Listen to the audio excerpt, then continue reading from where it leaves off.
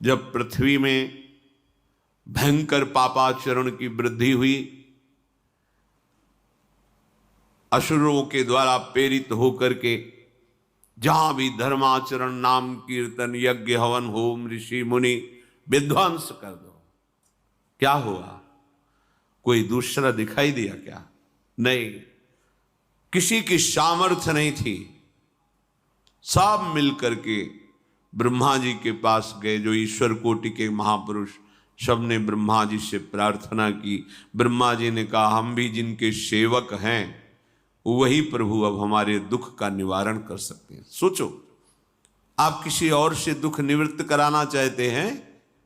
जिसने सृष्टि बनाई है, भगवान ब्रह्मा जी भी कह रहे हैं मैं जिनके सेवक हूं, वही प्रभु हमारे और आप सबके दुखों का निवारण करते हैं। तो आपको समझ में नहीं आ रहा कि एकमात्र भगवान श्री हरि ही हमारे दुख का निवारण कर सकते हैं। हमें कहीं भागने दौड़ने की जरूरत नहीं है। साधु समागम इसलिए किया जाता है कि हृदय पवित्र हो जाए, पवित्र हृदय की पहचान बुद्धि में विवेक का प्रादुर्भाव हो जाए, और विवेक से मोह का नाश करके हम निरंतर प्रभु के प्रेम में डूबे, भजन में डूबे। सबने एक साथ मिलकर के विचार किया कि महासुख सिंधु प्रभु से विनय करनी तो कहां जाया जाए? वैकुंठ चले, किसी ने कहा क्षीर सागर चले। अपनी अपनी भावना व्यक्त कर रहे थे। ते समाज गिरजा में रहू, अवसर पाई वचन एक कहू, हरि व्यापक सर्वत्र समाना, प्रेम ते प्रगट होई मैं जाना। हे गिरिजा, परम वैष्णवाचार्य भगवान महादेव जी कहते हैं, उस देव समुदाय में हम भी थे। हमने कहा कि हमारे तो हृदय में बात ऐसी आती है कि कहीं भागने की जरूरत नहीं है। हरि व्यापक सर्वत्र समाना, जैसे वो वैकुंठ में विराजमान है, क्षीर समुद्र में विराजमान है, ऐसे कण कण में विराजमान है। बस तुम प्रेम से पुकारो, जहां पुकारोगे वहीं प्रभु प्रकट हो जाएंगे। नाम बाणी जहां, श्याम श्यामा तहां, नाम बाणी निकट, श्याम श्यामा प्रगट। सिद्ध सिद्धांत है, भटकने की जरूरत नहीं। जहां हो वहीं से प्रिया प्रीतम का नाम पुकारो, नाम कीर्तन करो, उनकी लीलाओं का गायन करो, सबको सुख देने की भावना करो। देखो, तुम्हारी दृष्टि बदलती चली जाएगी, भगवत साक्षात्कार करने की योग्यता आने लगेगी। ऐसा ही हुआ। सबने मिलकर के श्री भगवान को विनय पूर्वक आर्त भाव से पुकारा। आकाशवाणी हुई, निर्भय हो जाओ, निश्चिंत हो जाओ, मैं स्वयं अपने अंशों के सहित अवतार लेकर इस भूमि का भार हरण करूंगा। तुम सब बड़े बड़े जो देवता हो, जाओ हमारी लीला में सुख लेने के लिए सब ऋक्ष वानर आदि का रूप धारण करो। ब्रह्मा जी, महादेव जी, बड़े बड़े ईश्वर कोटि के लोकपाल बहुत प्रसन्न हुए, क्योंकि भगवद वाणी सत्य है, त्रिकाल सत्य है। सबको विश्वास हो गया कि अब मारा तो जाएगा ये महासुर, जिसको लगता था कोई ना मंत्र के द्वारा मार सकता है, ना अस्त्र के द्वारा मार सकता है। स्वयं श्री भगवान पधार रहे। भगवान ने जो निरंतर भजन प्राण रहते हैं, कश्यप जी, अदिति जी, वो भगवान के वात्सल्य में भरे थे।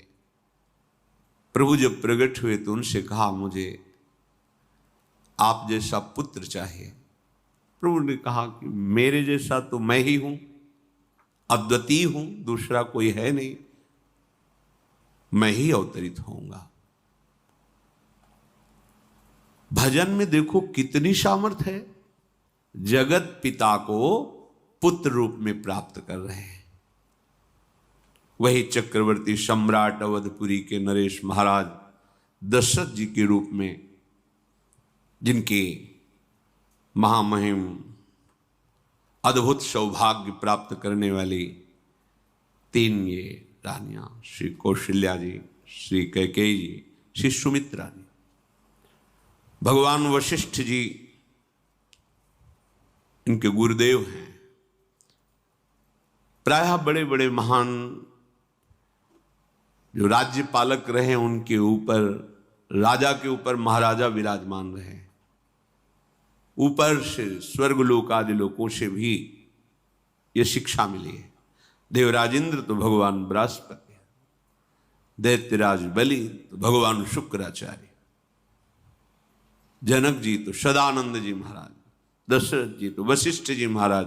ऐसा था क्योंकि जहां हमारा विवेक काम नहीं करता वहां ये ब्रह्मबोध संपन्न महापुरुष तत्काल हमको संभालते हैं। महाराज दशरथ जी के हृदय में प्रबल लालसा हुई कि अब अवस्था व्यतीत होती जा रही है, पर जो गृहस्थ धर्म का परम लाभ है वो तो हुआ ही नहीं। वशिष्ठ जी के चरणों में प्रणाम करके कहा, भगवान एक ही बात की असंतुष्टता है, हमारे कोई पुत्र नहीं है। वशिष्ठ जी ध्यानस्थ हुए, ध्यान में देखा और उनका, तुम्हारा जैसा सौभाग्य अन्य का किसी का नहीं हो सकता। तुम्हारे यहां स्वयं सच्चिदानंद भगवान श्री हरि अपने अंशों के साथ अवतरित हो रहे हैं। श्रृंगी ऋषि को बुलाया गया, पुत्रष्टि यज्ञ करी, उसमें साक्षात भगवान अग्निदेव प्रकट होकर के खीर दिया और कहा अपनी रानियों को पवा दीजिए। वशिष्ठ जी के आज्ञा के अनुसार उस खीर को 2 भाग में किया। प्रथम भाग श्री कौशल्या जी को दिया, जो दूसरा भाग था उसके 2 भाग किए, उसका 1 भाग कैकेयी जी को दिया। अब जो 1 भाग बचा उसके 2 भाग किए और वशिष्ठ जी की आज्ञा के अनुसार 1 माता कौशल्या जी को, 1 कैकेयी जी को दिया। उन्होंने अपने हाथ से सुमित्रा जी को दिया। तो सुमित्रा जी के गर्भ से लक्ष्मण और शत्रुघ्न, कौशल्या जी ने जो भाग दिया उससे लक्ष्मण जी प्रकट हुए, जो रामचरण अनुरागी, अद्भुत अद्भुत हरि प्रेमी। शत्रुघ्न जी भरत चरणों का आश्रय लिए हुए राम जी का सेवन करते हैं। बड़ा रहस्य है, कितनी मर्यादा है। गुरु की आज्ञा से जहां जैसा विधान होना चाहिए वैसा, तो उस बड़ा मंगल शुरू। ये महामहिम जगत पावन करने वाली माताएं मानो अपने गर्भ में अखिल ब्रह्मांडों के स्वामी को धारण किए हुए हैं। जिनके गर्भ में अनंत ब्रह्मांड वास करते हैं, उन प्रभु को अपने गर्भ में धारण करने का अनुभव कर रहे हैं। महाराज दशरथ बहुत प्रसन्न है। ये जीवन का परम लाभ है। प्रभु हमारे कोई भी हो, माता पिता भाई बंधु सखा पति प्रीतम पुत्र, कुछ भी, ये तो ऐसे करुणामय कोई भाव रख लो और गाढ़ भाव कर लो तो आपको अनुभव कराने लगेंगे। जिस भाव से आप देखोगे कैसा सुख महाराज दशरथ जी को हो रहा होगा, जिनको गुरुदेव से पता है कि स्वयं भगवान पधार रहे। प्रतिपल इनके दर्शन करके कौशल्या जी, कैकेयी जी, सुमित्रा जी के प्रेम पुलकित रहते हैं। दशरथ जी अहो भाग्य, साक्षात भगवान पधार रहे। समय व्यतीत हुआ, जोग लगन गृह बार तिथि, सकल भये अनुकूल, चर अरु अचर हर्ष जुत, राम जन्म सुख मूल। ठीक योग लगन ग्रह वार तिथि सब अनुकूल हो गई। कब? जिसके हृदय में प्रभु का प्रकाश हो जाता है। जो प्रभु के भजन में रहता है तो योग लगन ग्रह वार तिथि नक्षत्र सब अनुकूल हो जाते हैं। जो पे कृष्ण चरण मन अर्पित, तो करी हैं का नवग्रह रंग।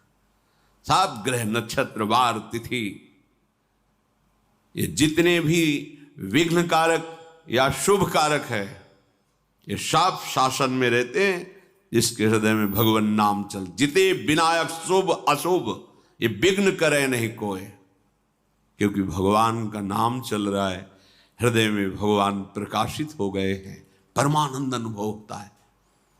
ऐसे भगवान जगत में प्रकट हो रहे हैं। ये तो कभी कभी अवतार होता है, पर ये अवतार होता ही रहता है। भगत के हृदय रूपी महल में अवतार होता रहता है। जो निरंतर भगवत चिंतन परायण अपने अहम को भगवान के चरणों में समर्पित किया तो भय प्रकट कृपाला यही हृदय में प्रकाशित हो जाते हैं। हृदय में ही दिव्य वृंदावन प्रिया प्रीतम दिव्य लीला।